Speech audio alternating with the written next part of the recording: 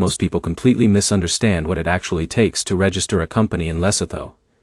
And because of that misunderstanding, they either underestimate the process completely, or assume it is too complicated, and never even try. And if you are watching this, there is a high chance you are trying to understand how to start a business in Africa, expand into emerging markets, or figure out whether a Lesotho LLC is actually a real structure in the way people describe it online. But here's the surprising truth that almost nobody tells you clearly at the beginning. There is no exact LLC structure in Lesotho like there is in the United States. And that one detail changes everything about how you should approach this process. Because what people casually call a Lesotho LLC is usually referring to a private limited company registered under local company law in Lesotho, and it operates under a legal system shaped by South African commercial influence, local business regulations, and foreign investment policies. And if you don't understand that early, you can easily make decisions that lead to delays, rejected applications, or choosing the wrong structure entirely. But before we get into the technical steps, let's make this real. Because registering a company in Lesotho is not just paperwork. It is a strategic entry point into one of Southern Africa's developing but opportunity-rich economies. Now imagine someone like Michael. Michael is a 35-year-old entrepreneur from Texas who runs a small agricultural export business. He starts noticing demand from Southern Africa, especially for supply chain partnerships involving agricultural equipment and distribution. One day, he receives a message from a potential partner in Maseru, the capital of Lesotho, asking if he has a local entity. At first, Michael thinks this will be simple. He assumes he can just register a basic LLC, open a bank account, and start doing business. But the moment he begins researching, everything becomes unclear. Different websites mention different requirements. Some say foreign ownership is easy. Others mention local directors, minimum capital, and licensing approvals. And suddenly, Michael realizes something important. This is not a plug-and-play system. But here is where things get interesting. Michael is not alone. Every year, foreign entrepreneurs explore company formation in emerging African markets with the same assumptions, and most of them encounter the same challenge: confusion caused by incomplete or outdated information. So let's slow everything down and walk through this step by step in a way that actually makes sense. Because once you understand the structure, the process becomes far more predictable. First, you need to understand what kind of company structure actually exists in Lesotho. The most common form is a private limited company. This is the closest equivalent to what people refer to as an LLC. It provides limited liability protection, meaning your personal assets are generally separate from business obligations. But unlike simplified online company formations in some countries, the process in Lesotho is more formal and tied to regulatory approval through government registration authorities. Now let's introduce Sarah. Sarah is a freelance business consultant from New York. She wants to expand into Southern Africa after securing interest from a small retail chain operating in Maseru and surrounding regions. She starts researching how to register a company locally. And immediately, she runs into confusion. Some sources mention the Office of the Registrar of Companies. Others mention trade licensing requirements. And others talk about sector-specific approvals. And this is where the first major misunderstanding appears. But here's the problem. Company registration in Lesotho is not a single-step process. It is a sequence of legal and administrative approvals that work together. And missing even one step can delay your entire application. So let's break down the real journey in a natural flow. The first step is name reservation. Before you can register anything, you must propose a company name and get it approved. This ensures your name is unique and not misleading or already in use. Now this might sound simple, but here's where people underestimate it.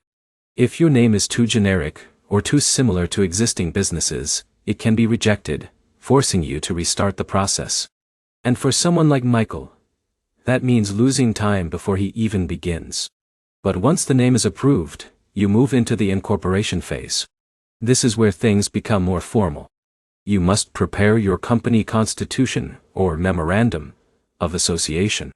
This document defines ownership structure, business purpose, shareholder distribution, and internal governance rules. And this is where many first-time entrepreneurs realize something important. This is not just paperwork. This is legal identity creation. But here's where it gets even more interesting. Foreign investors often need to consider ownership structure carefully. Because while Lesotho is generally open to foreign investment, certain sectors may require local participation or additional approvals depending on the business activity. Now Daniel enters the story. Daniel is a logistics startup founder from California. He wants to set up a regional distribution hub in Lesotho because of its strategic location near South Africa. He assumes full foreign ownership will be automatic. But when he reviews requirements, he discovers that depending on the sector, he may need additional licensing or local compliance checks. And this is where many entrepreneurs pause for the first time.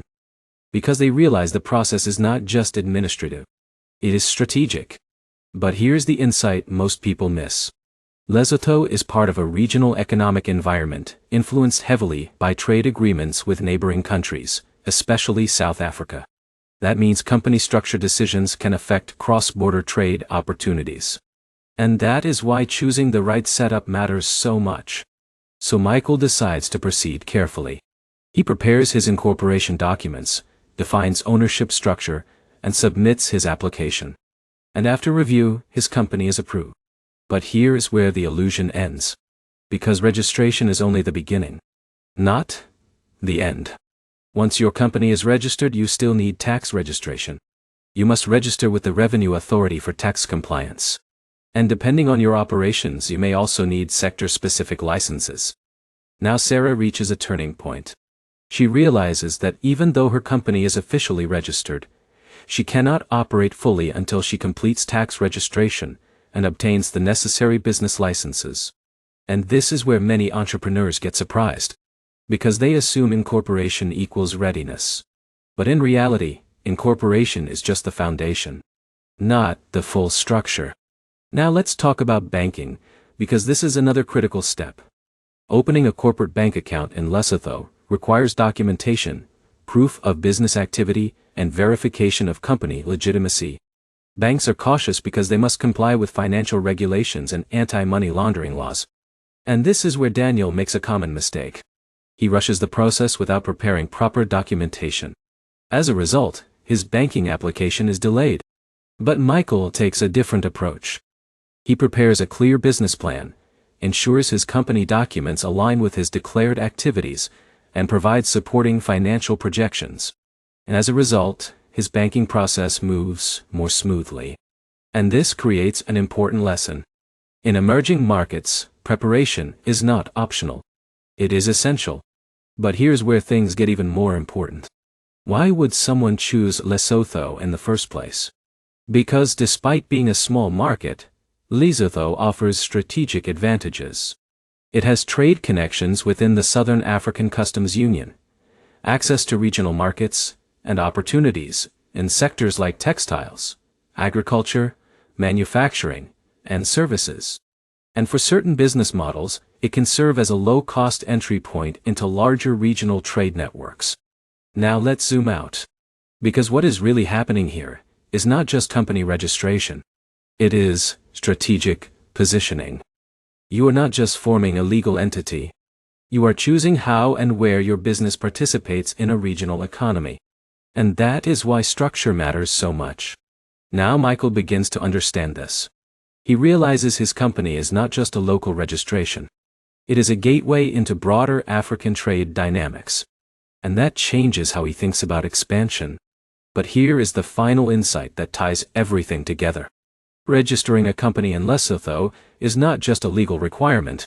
It is an entry into a structured system that balances foreign investment, local economic development, and regulatory oversight.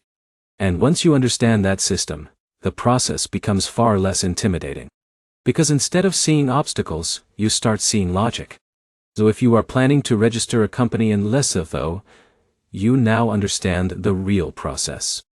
There is no simple LLC shortcut. There is a structured journey involving name reservation, incorporation documents, ownership decisions, tax registration, licensing approvals, and banking setup. But you also now understand something more important. This system is not designed to block you. It is designed to ensure that businesses entering the market are properly structured and aligned with national economic goals. And once you understand that, you can move through the process with confidence instead of uncertainty. Because in international business, clarity is your greatest advantage.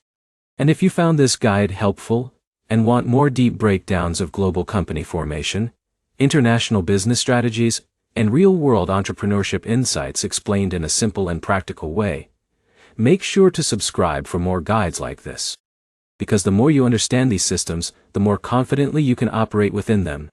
And in global entrepreneurship, confidence always begins with understanding.